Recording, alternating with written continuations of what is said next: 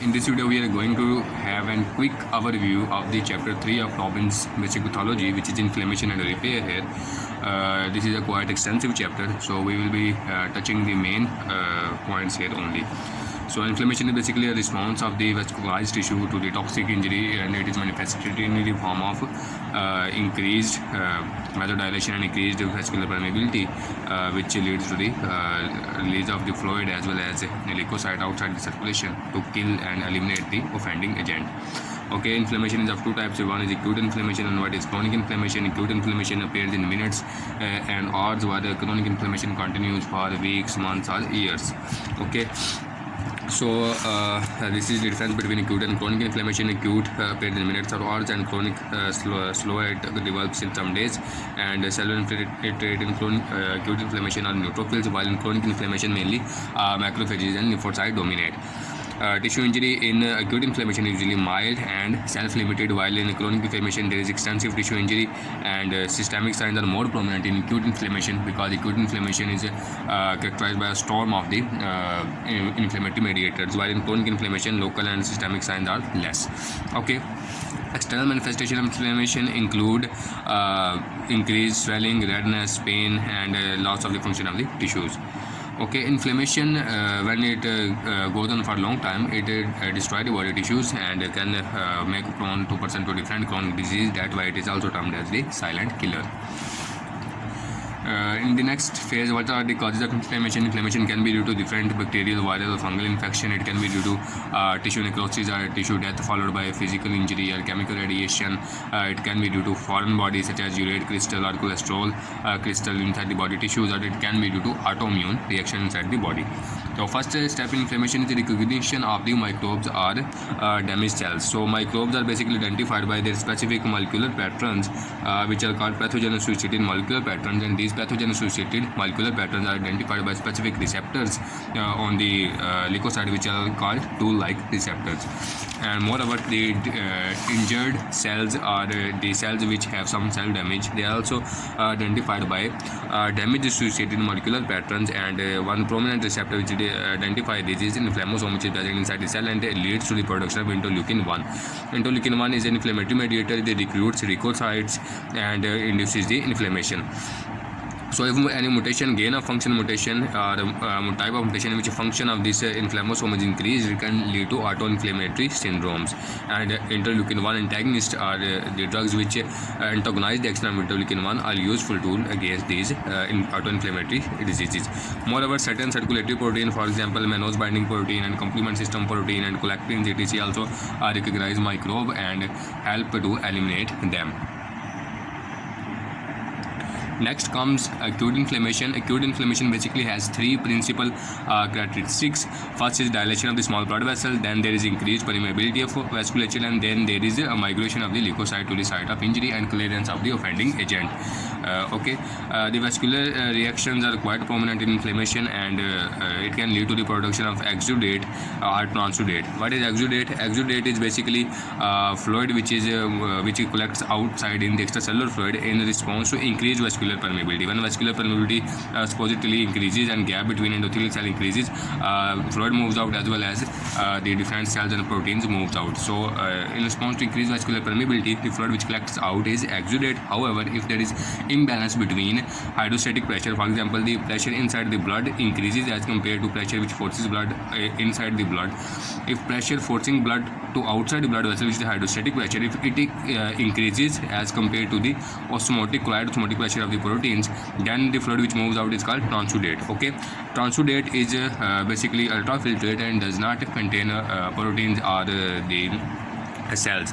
Okay, and edema is collection of the fluid in the extracellular space. It can be exudate or transudate, and pus is purulent exudate, which is rich in the inflammatory cells and are dead leukocytes.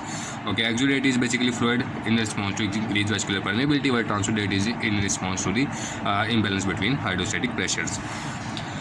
So first step in acute inflammation is increased vascular flow or vasodilation, which is induced by various inflammatory mediators. One of the prominent one is the histamine, which acts on the vascular smooth muscle, and when vasodilation occurs, blood flow to the tissue increases, and when blood flow to the tissue increases, tissue appears as red or erythema appears here at this site. at that site. Then it is followed by increased vascular permeability. When vascular permeability increases, fluid moves outside the blood vessels, and both these produce the appearance of the vascular congestion, as there is increased permeability and then increased blood flow, due to which blood vessels get engorged with the blood. So it is appeared as vascular congestion.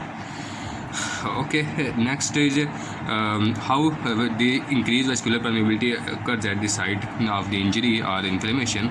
So it is basically by different mechanism. For example, endothelial cell retract, endothelial cell get away and retract and produce gap between them, which produces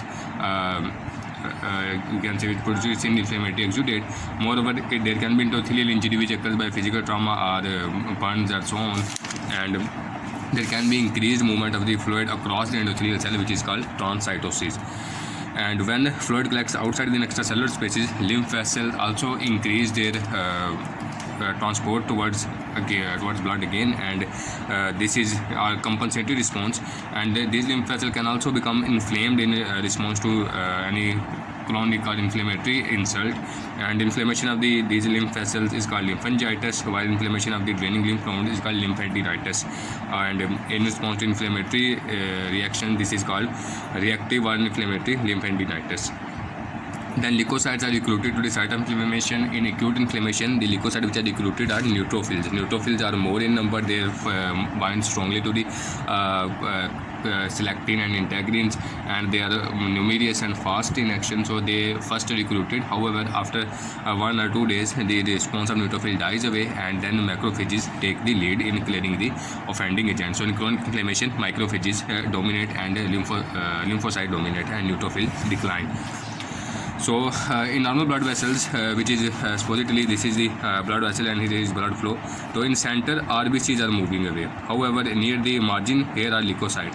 If when blood becomes slow due to increased vascular permeability and vasodilation, the leukocytes become more and more to move more and more toward margins of the blood vessel. And when they move toward the margin of blood vessel, this phenomenon is called margination. This is called margination, and then weak interaction develop between leukocyte and endothelial selectins, and these weak interaction result in tumbling of the leukocyte on the surface of the blood vessel, and this is called rolling here.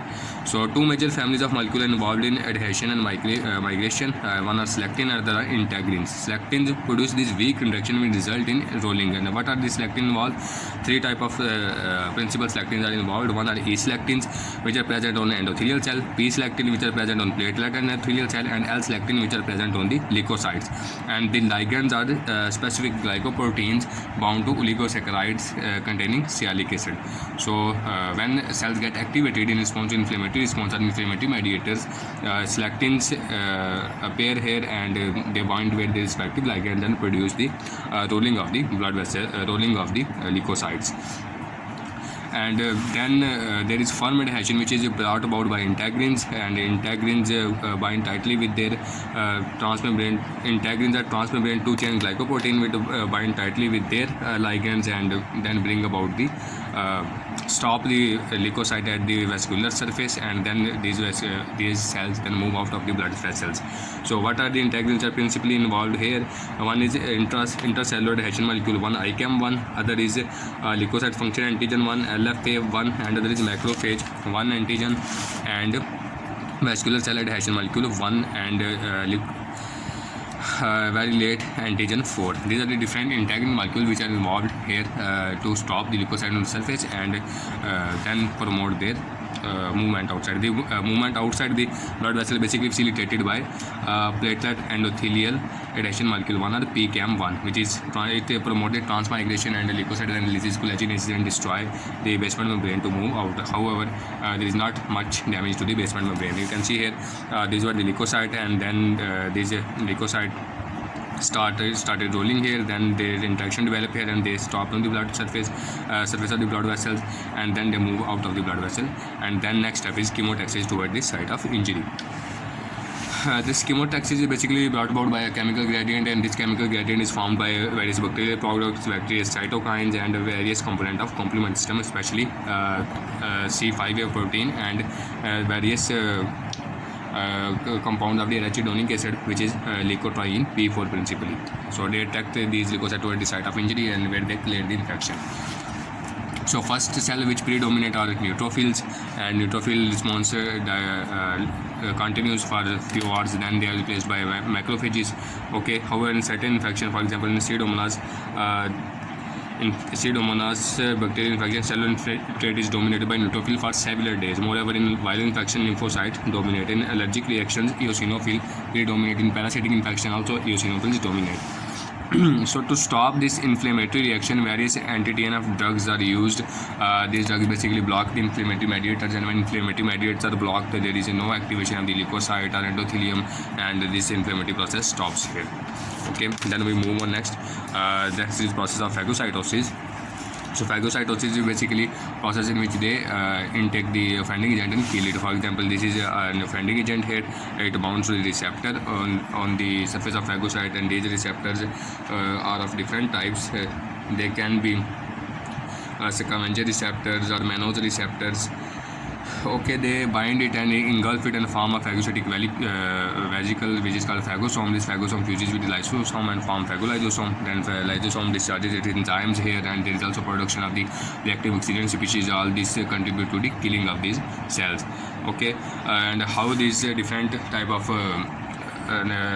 reactive oxygen species are formed here. There is a specific enzyme which is normally present in cytoplasm. However, when phagolysosome is formed, it moves toward the surface of the phagolysosome or the membrane of the phagolysosome, and here the enzyme is catalyzed by oxidase, and ADPH oxidase, which uses an ADPH and converts oxygen into peroxidase radical, and it is then converts into superoxide radical, and the superoxide radical gets converted into peroxidase, and peroxidase is then converted into hypochlorite, which is a potential bactericidal agent, and moreover it also converted into hydroxyl radical, which is also prominent bactericidal agent, and they kill the bacteria. And the enzyme here involved is also myeloperoxidase, released from the granules of the specific granules here which are present inside the cell, which are called eosinophilic granules. Okay, so what happened here?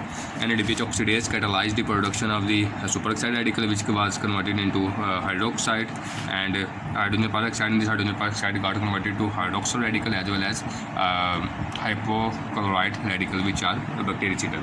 Moreover, there is also production of the NO radical, inducible nitric oxide synthase, which catalyzes the conversion of arginine to citrulline and leads to the production of NO. This NO is also involved in killing the bacteria, and it can also be converted into peroxynitrate, which is also a potent reactive oxygen species to kill the bacteria.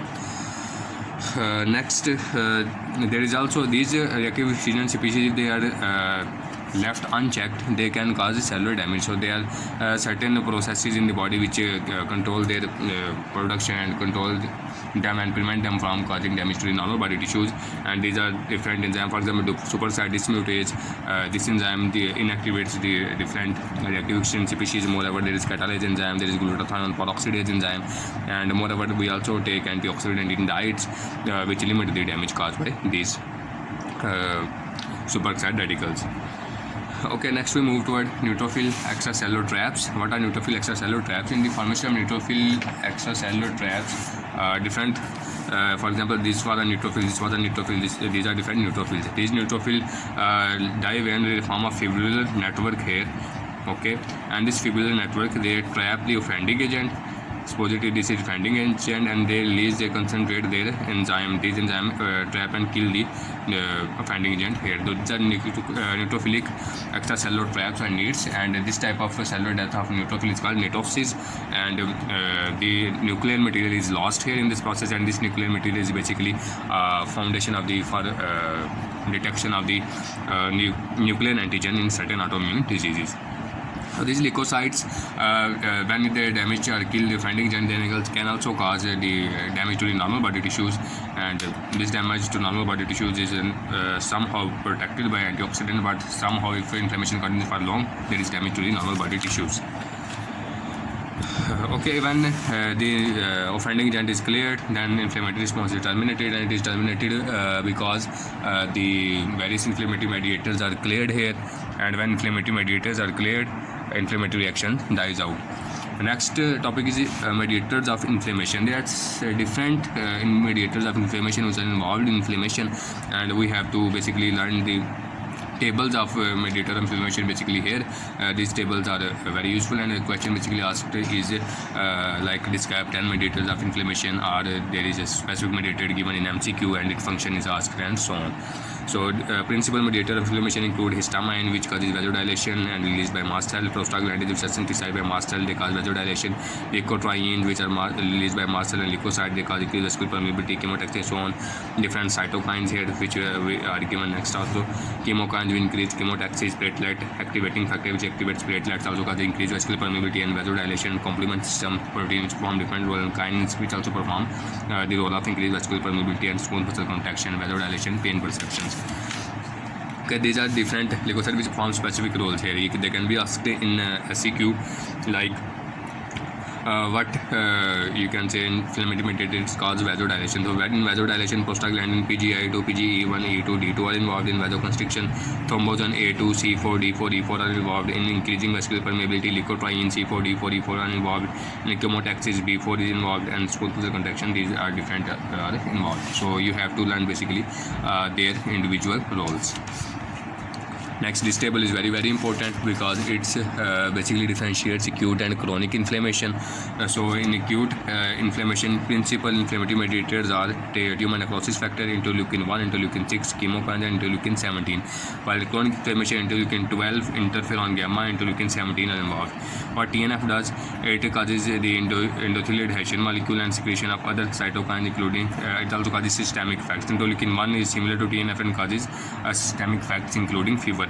Interleukin 6 also causes systemic effects, and chemokine involved in the recruitment of leukocyte, site inflammation, and their chemotaxis. Interleukin 17 recruits neutrophil and monocytes. And same here, chronic inflammation in interleukin 12 increases the production of interferon gamma, and interferon gamma activates macrophages by classical pathway. And interleukin 17 also recruits neutrophil and monocytes. So this table is very important. You have to learn it by heart. Next we come toward complement system. Complement system is basically a series of different proteins which series of enzymes which different proteins cleave them and activate each other, and they are involved in killing the bacteria in various way. So it can be activated by classical pathway or alternate pathway. In classical pathway, antigen or antibody bind to C1 activated. In alternate pathway, endotoxins or lipopolysaccharide activate the system. In lectin pathway, plasma mannose binding proteins by plasma mannose binding lectin binds to carbohydrate on microbial and directly activates C1. So the different pathway named on the basis of reactivation. So this is basically classical pathway. Figure of classical pathway, it is taken from the Guyton physiology. C1 is activated basically antigen antibody complex. Antigen antibody complex activates C1, and the C1 protein activates C42, and C42 then activates C3, and C3b then activates C5, and C5b then activates C6-7, and C5b6-7 activates C8-9, and then a lytic complex is formed. So different proteins formed here perform different roles. For example, C3A, 4A, 5A activate mast cell and basophil. C5A causes chemotaxis, and C3B causes opsonization and increases phagocytosis of the foreign particles. While the last compound here is lytic complex, causes lysis of the bacterial membranes. So this complement system is also regulated tightly, does not go unregulated. So different regulators of this complement system are C1 inhibitor which activates C1, and if there is a mutation here, it causes hereditary angioedema. There is also decay accelerating factor and CD59. Decay accelerating factor inhibits the formation of C3 convertase, inhibits C3, and CD59 also inhibits the formation of membrane attack complex or lytic complex.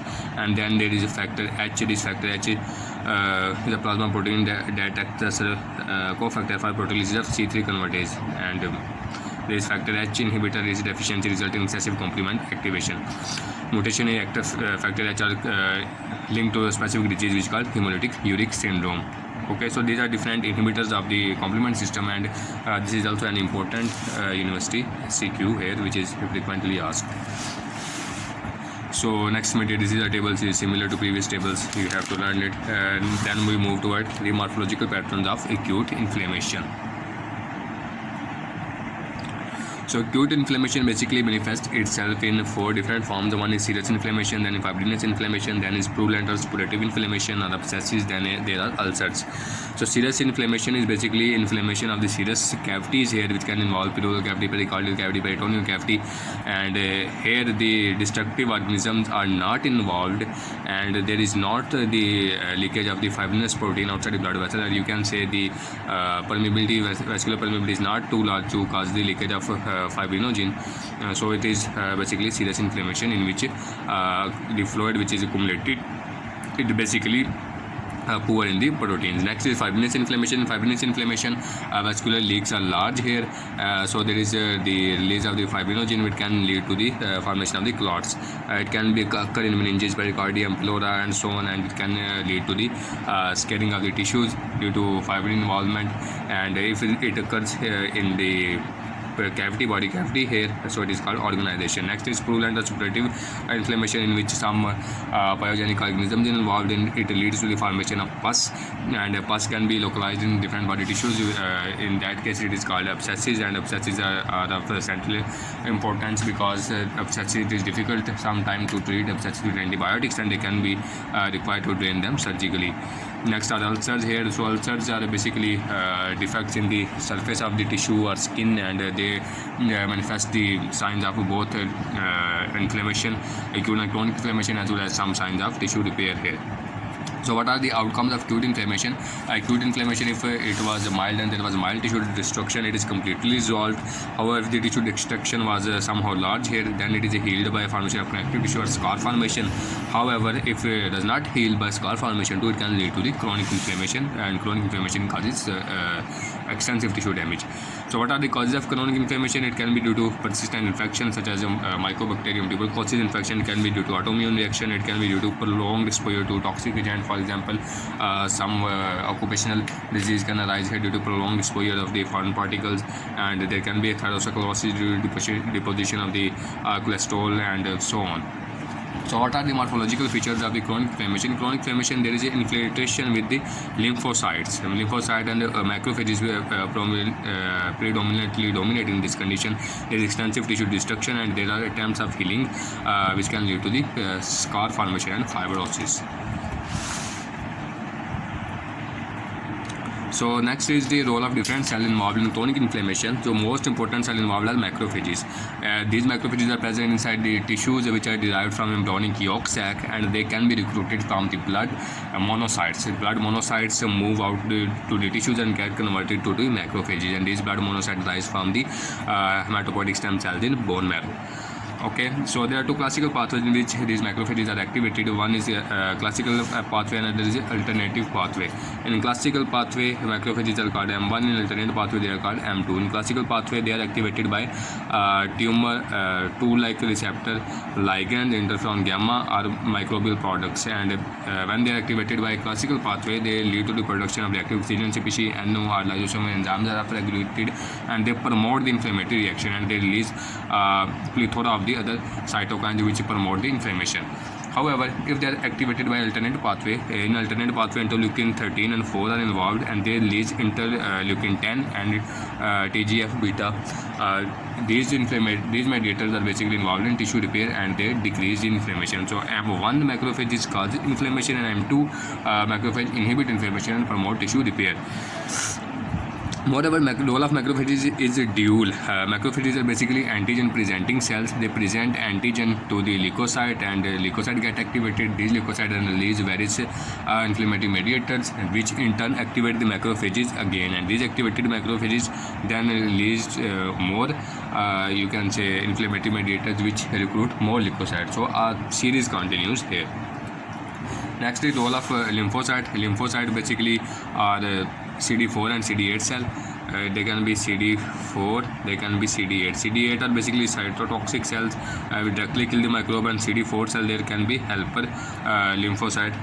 There are also B lymphocytes. These are basically types of T lymphocytes. They are also B lymphocytes. B lymphocytes produce antibodies, and they are also involved in chronic inflammation. CD4 cell or helper T cell. These helper T cells are of different types, which can be Th1, Th2, or Th17. Th1 produce interferon gamma, which activate macrophages by classical pathway. Th2 produce this interleukin 4, 5, 13, which which recruit and activate eosinophil and responsible for alternate pathway of macrophage activation, while Th17 are basically produce interleukin-17, which recruits neutrophil to the site of inflammation. Okay. Next we move on here. There are also B lymphocyte which produce antibodies, and these are also involved in chronic inflammation. In chronic inflammation, there is accumulation of the lymphocyte, antigen presenting cell, plasma cell, and antibodies at the site of injury. They form a lymphoid structure there, and these lymphoid structures are called tertiary lymphoid organs. And other cells involved in chronic inflammation include eosinophils. The eosinophils lead to the production of IgE antibodies, and they are basically involved in allergic reaction. They are also involved in the parasitic infection. They contain major basic protein which kills the parasite. There are also mast cells which are present in connective tissues, and they contain FC or one receptor on their surface. They bind FC portion of IgE antibody, and they lead to the production of inflammatory mediators such as histamine, which causes inflammatory response.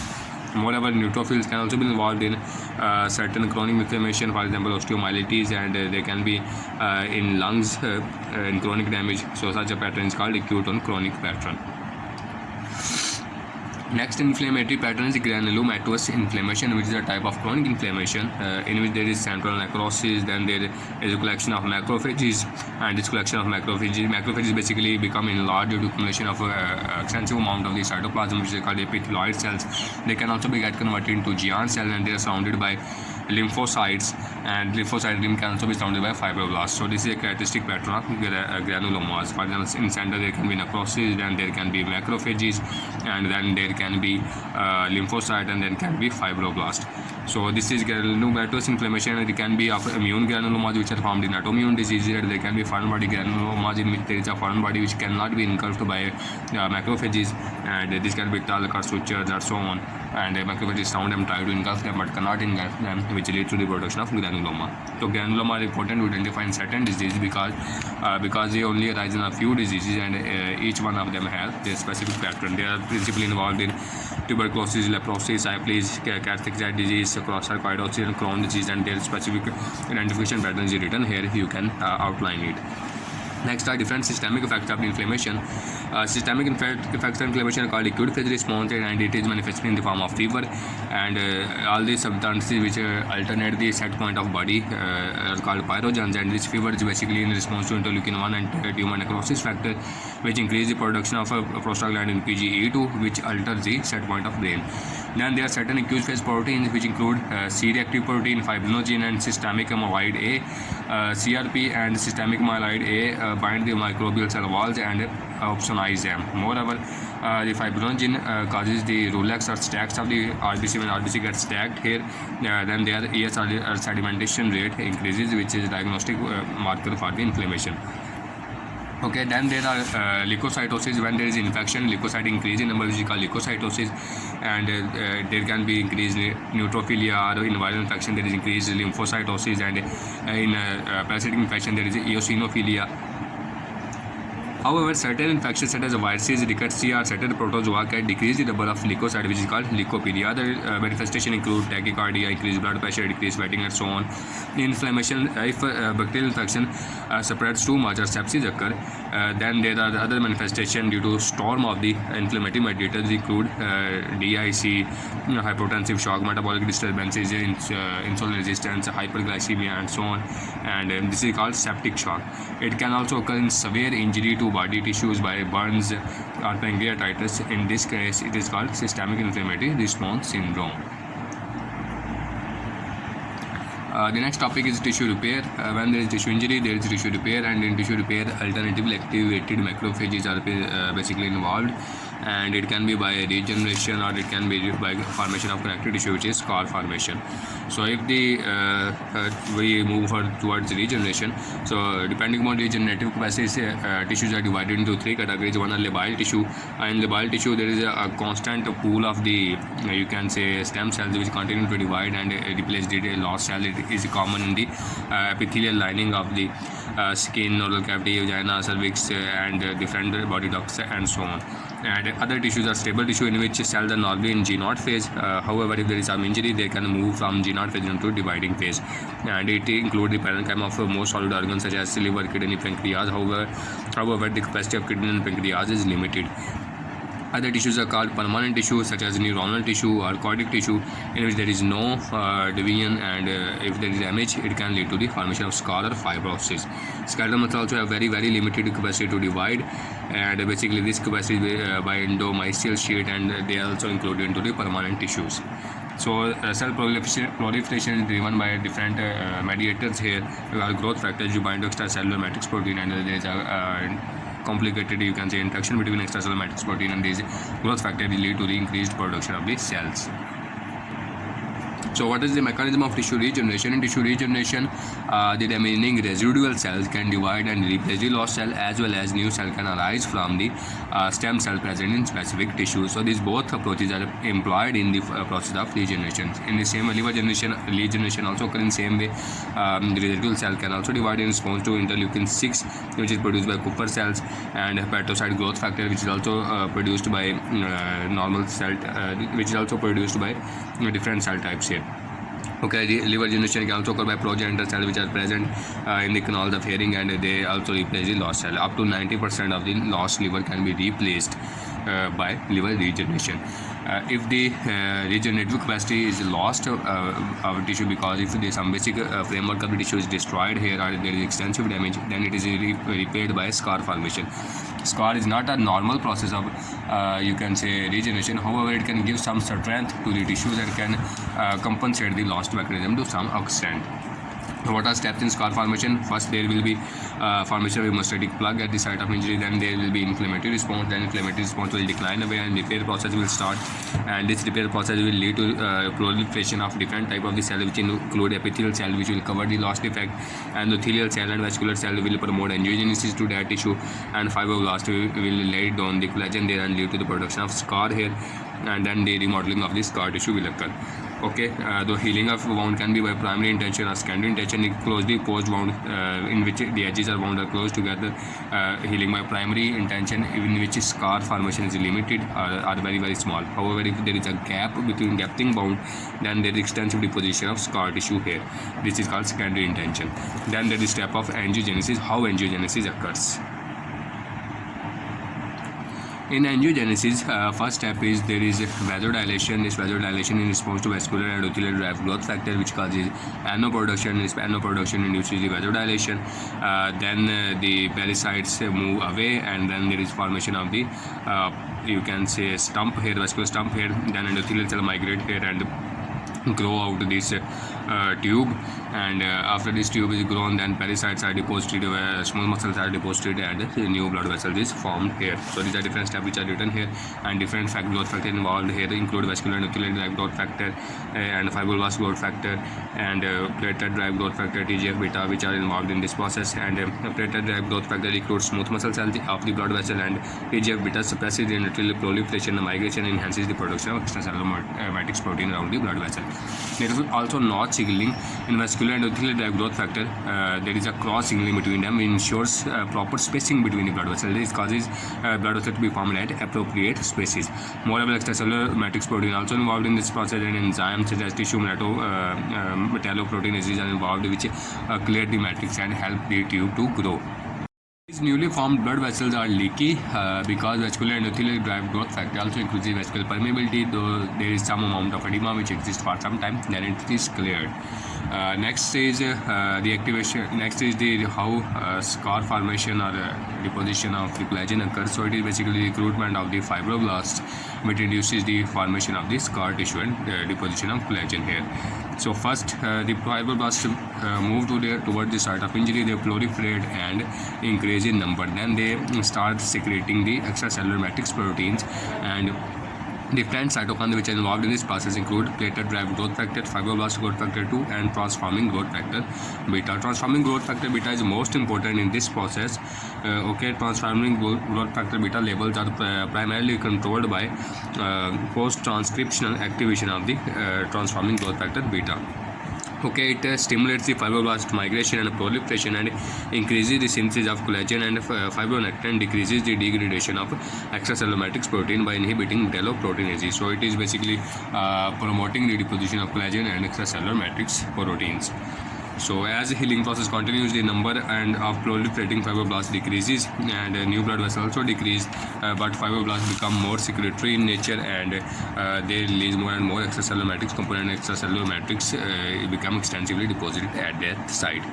Next is remodeling of the connective tissue. Remodeling of connective tissue involves the change in collagen type from collagen type 3 to the more resilient type 1 collagen. Moreover, matrix melanoproteinases get activated, which clear up the you can say more than normal amount of the extracellular matrix, and scar tissue also shrinks here, and they're also inhibitor of the matrix metalloproteinases. So balance between matrix metalloproteinases and their inhibitor control the amount of scar formation at the site of injury.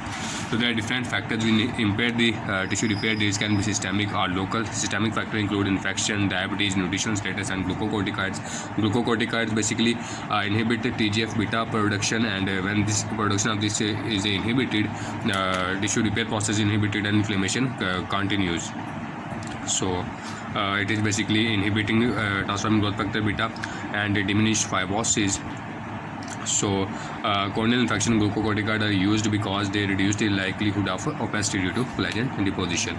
Moreover, there are certain local factors which include mechanical factors, for example mechanical force or injury, poor perfusion of the blood due to some local compression, foreign bodies, or type extent of tissue injury also impair the tissue repair.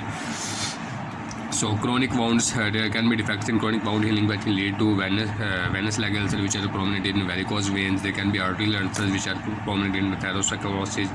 There can be pressure sores in blood-ridden objects in which blood vessels get compressed, or there can be diabetic ulcers in lower extremities of diabetes in which hyperglycemia impairs the wound healing. There are also neuropathy which is also involved in delaying the healing process. Sometimes the repair process become irregular and can lead to excessive scarring. If this excessive scarring is limited to site of injury and does not cross this margin of the site of injury, it is called hypertrophic scare. However, if it crosses the margins and spread away from the site of injury, then this excessive scarring is called keloid. Okay, and sometimes exuberant granulation may occur, in which granulation tissue extend beyond the margin of the injury, and it prevents reepithelialization process. So in the such condition, you need to remove the excess granulation tissue surgically. And sometimes desmoids or aggressive fibromatomas can form, which are basically neoplasm here, and they invade locally, and they are extremely painful. Transforming growth factor beta in addition to promoting the tissue repair, it can also lead to the fibrosis of the tissues. It can promote the fibrosis of lungs, pericardium, and so on. Significant therapeutic approach against fibrosis is to block the transforming growth factor beta. So it was all about the third chapter of Robbins Basic Pathology. Thank you.